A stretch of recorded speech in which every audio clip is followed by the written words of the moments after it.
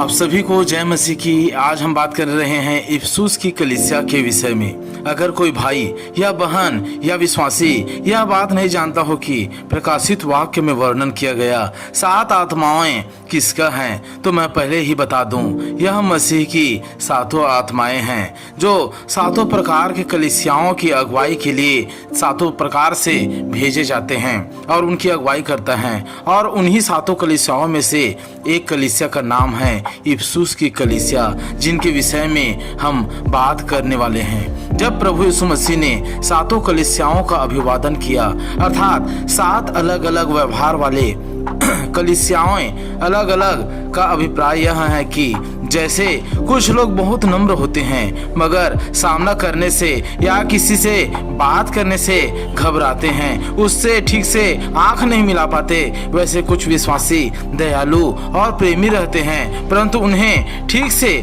बोलना या गीत गाना नहीं आता।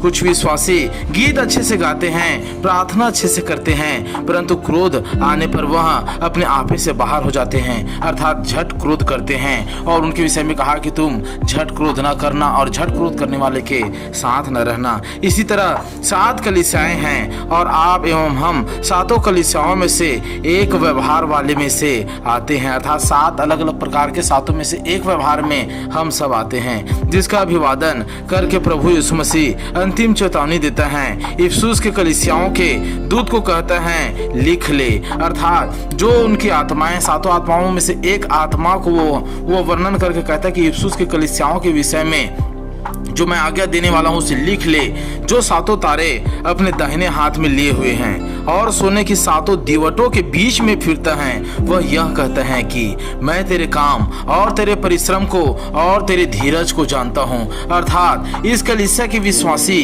जो भी काम कर रहे हैं, जो भी जीवन यापन कर रहे हैं, जिस चाल में चल रहे हैं, उसे परमेश्वर देख रहा है और जान रहा है। जो भलाई और कलीसिया की उन्नति के लिए है उसे वह देख रहा है। और कितने दिन से आप धीरज धरे हैं, इंतजार कर रहे हैं, उसे भी परमेश्वर जान रहा है, प्रभु यीशु मसीह जान रहा है। और यह भी जानता है कि इस कलीसिया के विश्वासी बुरे लोगों को, जिनके काम गंदे हैं, अर्थात हो सकता हो वो झूठ बोलते हो, छल करते हो या किसी प्रकार के भाइयों से प्रेम ना करते हो, कलीसिया में मनमानी करते हो सकता है इस कलीसिया के जो पास्टर हैं वो अपने चर्च में मनमानी करते हो, अपनी इच्छा पर चलते हो, किसी को उन्नति में वो बढ़ाने के लिए जोर नहीं देते हो, अपनी इच्छा और अपनी मर्जी को परमेश्वर की आज्ञा कर वो लोगों को थोपते हो। ऐसे व्यवहार भी हो सकते हैं जिसे परमेश्वर चेता रहा है। अर्थात उनके बीच में अगर कोई चालाकी, बेईमानी करता है, झगड़ा करता है, उन्हें वे देख नहीं सकता।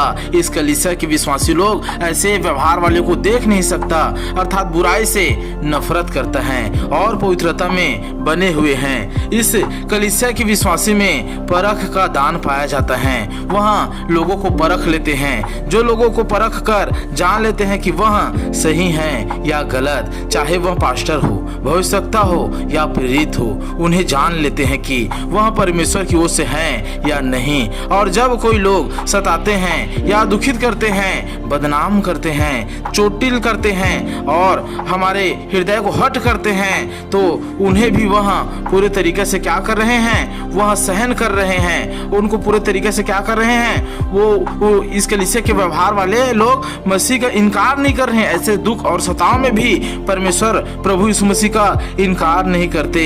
यह गुण इफिसुस के कलीसिया के लोगों में पाया जाता है, यह दान इफिसुस के कलीसिया के लोगों में पाया जाता है। चाहे वह जहां भी रहे प्रभु यीशु की तरह के आचरण का तारीफ करते हैं। वो चाहे जहां भी रहे इस कलीसिया के लोग, चाहे जिस चर्च में हो, चाहे जिस देश में हो, ऐसे आचरण वालों का प्रभु यीशु मसीह तारीफ करता है। और तारीफ के साथ साथ कमजोरी और जो गलती है, गुनाह है, उनको भी वो स्पष्ट तरीके से बताता है और बयान करता है और कहता है तूने अपना पहला सा प्रेम छोड़ दिया है। अब इस कलीसिया के जितने भी विश्वासी भाई बहन हैं, वे लोगों को प्रभु यीशु मसीह कह रहे हैं कि तूने अपना पहला सा प्रेम छोड़ दिया है। इसलिए स्मरण कर कि तू कहां से गिरा है और मन फिरा और पहले के समान काम कर। यदि तू मन न फिराएगा तो मैं तेरे पास आकर तेरी दीवट को उसके स्थान से हटा दूंगा।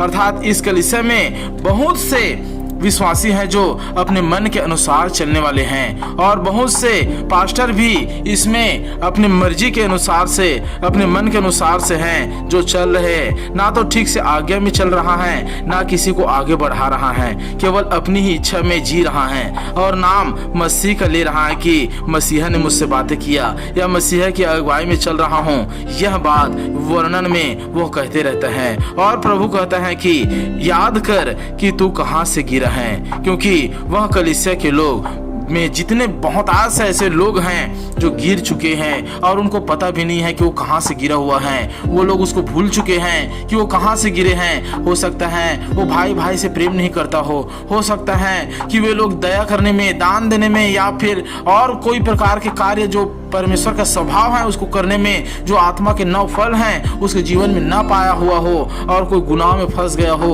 और उसी के अनुसार से फिर भी चलते जा रहे हैं, फिर भी चर्च जा रहे हैं, फिर भी प्रार्थना कर और चल रहे हैं। उसी को प्रभु यीशु मसीह कहता है कि याद कर कि तू कहाँ से गिर गया है, कहाँ से गिरा है, क्योंकि वह कलीसिया के लोग कुछ न कुछ पापों में गिर गए हैं और फिर भी परमेश्वर की इच्छा करके चल रहे हैं, सच्चे पश्चाताप करके मसीह नहीं बन रहे हैं। इसलिए कहा कि मन फिरा, क्योंकि अगर तू मन नहीं फिराएगा तो मैं तुम्हारे पास आकर तुम्हारे दिवट को, अर्थात प्रकाश को, आत्मिकता को, ज्योति को, आत्मा को हटा दूंगा। पर हाँ, तुम में यह बात तो है कि तू निकोलाइयों के, अर्थात मूर्ति पूजकों के कामों से घृणा करता है। अर्थात इस कलीसिया के लोग जो हैं वो विभिन्न प्रकार के जीव जंतु, जलचर के पूजा पाठ करने से वे लोग क्या करते, घृणा करते हैं और उससे दूर रहने का प्रयत्न करते हैं, जिससे परमेश्वर भी कहता है कि मैं भी ऐसे कामों से घृणा करता हूं।